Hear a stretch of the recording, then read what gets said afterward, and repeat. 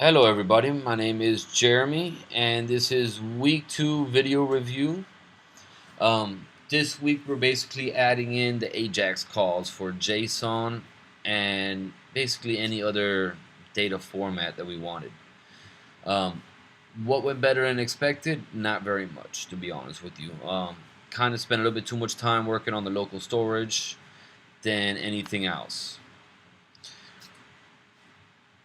What went what didn't go so well, of course, was I didn't get to finish the application that I wanted to turn in today. Kind of ran out of time, as you could probably tell. I'm exhausted at the moment. Skills that I used from my previous course. Well, I would have to say ASD. The first time I took it was a big help, as it kind of introduced me to Ajax, and I actually had several issues with it there, so I know where not to go.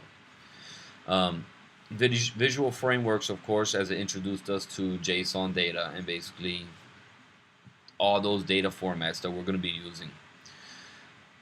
Before I go into the walkthrough, an example of application that uses remote data. I would have to say a lot of them that we kind of overlook would be the contacts application. Gmail, for example. You can actually save it on your phone and it gets sent to their server, which you can view from your gmail.com.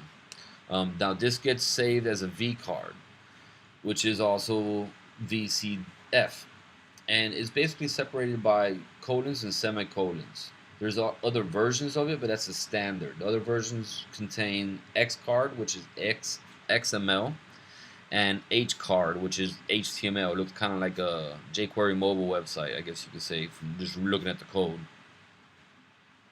Now on to, before this video gets too long, to my wireframe. Now my wireframe, I put a little bit of color into it to make it, give it that pop. You can see here the main page looks similar to what I wanted in the wireframe. I have the two buttons. Also, I am working currently on the data feeds. And once you go into the add event page, you can see I got everything that I wanted implemented in there. The date and the time. The start and stop was a little different, but that one kind of was the best I could do with the examples that we had from the application we were using. Choose the event and enter additional notes. So I ended up making my application pretty much like the wireframe that I created, including the back button up here. And then now once we go ahead and we add any kind of event, we save it and we can actually go into view the event. Which you can see here, this is the event that we just saved. Now, what I wanted to implement is the sort and the filter. That did not go as planned for the most part at the moment.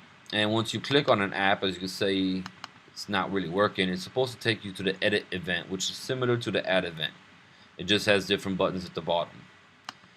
This would be my wireframe, or my mind map, I guess you could say, for it. Where the home page was right here, it takes you to the add event page where you can see the event or the inputs you can add in there with the drop down.